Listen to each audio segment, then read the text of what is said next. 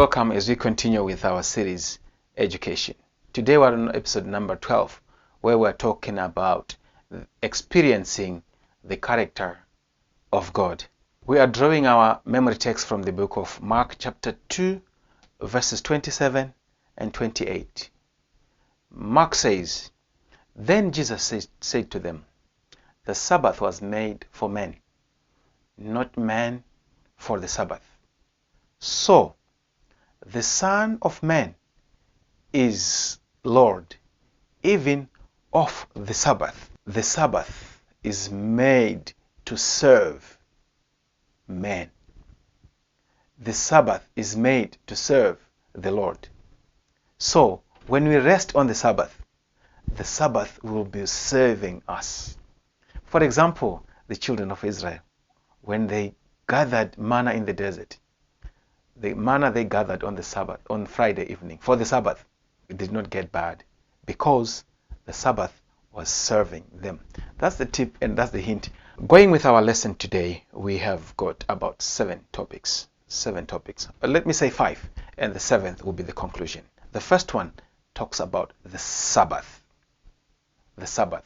Other than being the day of rest, the Sabbath should be looked upon as the day of education. It is the sweetest and most blessed day of the week, where people can now know about God. I'll tell you a story of a lady called Jodie. Jodie was the only Seventh-day Adventist graduate in a program at a university. She invited a friend called Gayle on 4 Friday nights, and they used to discuss about the Sabbath.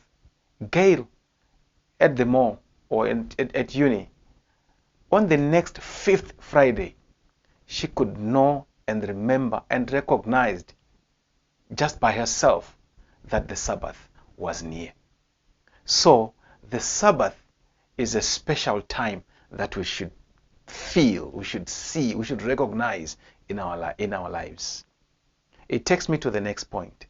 The Sabbath is a time to be astonished. The Sabbath originated at creation. The story of creation tells us how God of beauty made the world in order, and then he made man. The second focuses on Adam and the human dominion on creation. We find this in Genesis chapter 2, verses 1 to 3. On the last day of the week, their first day on earth, Adam and Eve were educated on the Sabbath to love, to care, and the world by God. So they were introduced to love, they were introduced to care, they were introduced to the world by God himself. It was a time for them to be astonished. And I believe they were shocked and they were surprised, they were astonished on discovering all these things, discovering how to love one another on the Sabbath, discovering the world on the Sabbath, discovering everything. They discovered this, and God was preparing them for resting on the Sabbath. This takes me to the next point, which says the Sabbath is the time to rediscover. The Sabbath is the time to rediscover. God's covenant with Israel was sealed with the Sabbath. When they lost their way and God bid Moses to lead them, the Sabbath was the pivotal point, and the Sabbath was the pivotal learning experience in the journey of rediscovery. The shower of manna in the desert was to be a lesson for them to learn.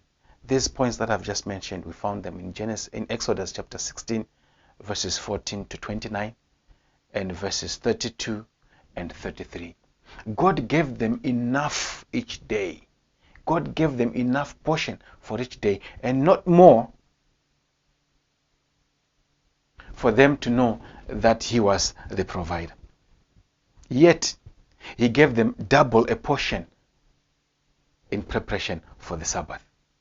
So, it was time for them to rediscover that God is the God of creation. And it was time for the children of Israel to rediscover that the Sabbath was the day of rest. So it should be a reminder to you and I, when we read that story of how manna was given to the children of Israel, we should learn that God wants us to rest on the Sabbath.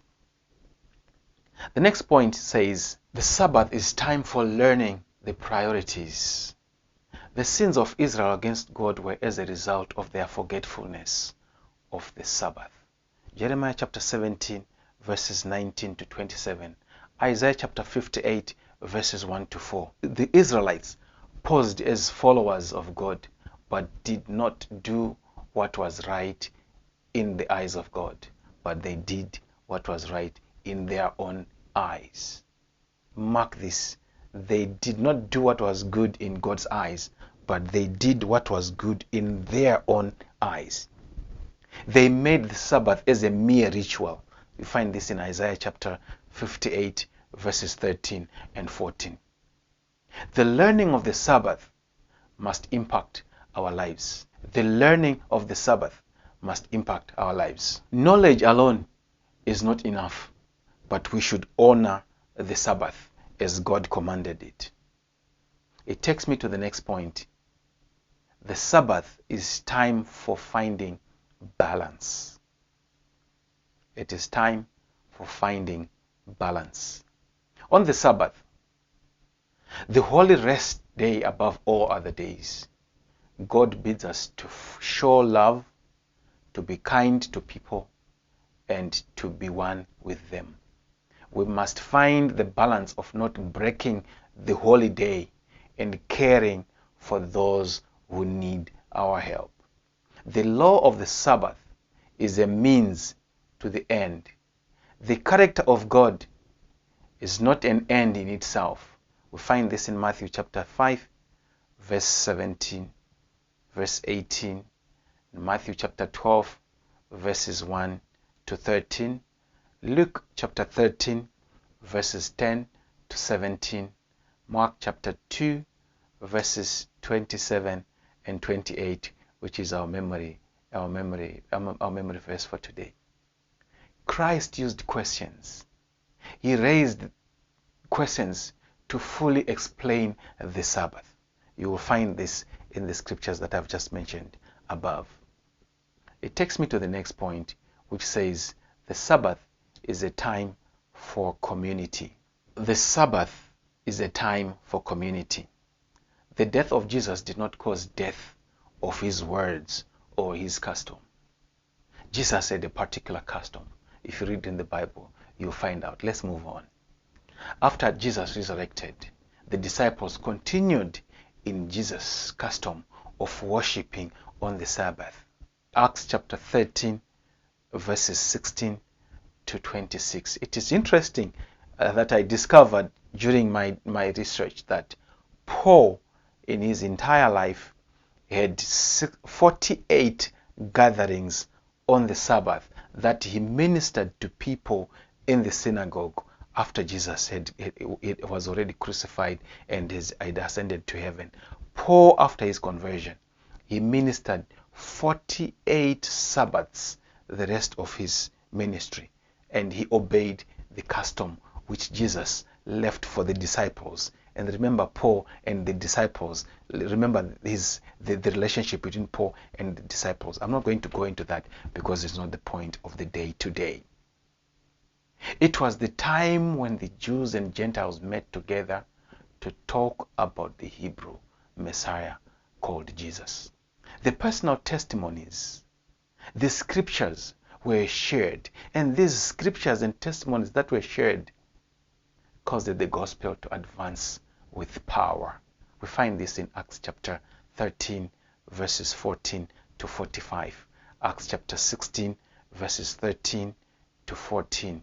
Acts chapter 17, verses 1 to 5.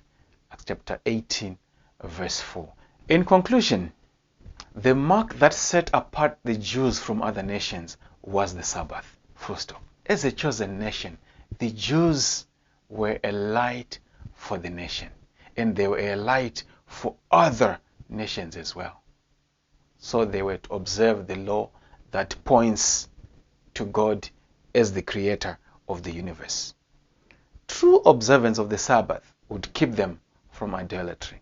Observance of the Sabbath would transform nations that were already in idolatry to worship God the Creator. Men do not need to be holy in order to keep the Sabbath, but the day is a sign of power that rests in the arms of God. And that power that rests in the arms of God is the power that can make you and I holy. May the Lord bless us as we ponder about keeping the Sabbath. May the Lord bless us as we think about the true Sabbath. May the Lord bless us as we read to find out the true Sabbath. May the Lord also bless us as we try to analyze, observe, and differentiate the Sabbath from any other days. May the Lord bless us as we try to differentiate the Sabbath from the first day of the week, which Jesus resurrected on, from the second day of the week, from the third day of the week, from the fourth day of the week, from the fifth day of the week, from the sixth day of the week, which is the day of preparation. And may the Lord help us and lead us into the seventh day Sabbath, which he says in Exodus chapter 20, remember the Sabbath day to keep it holy. May God bless you.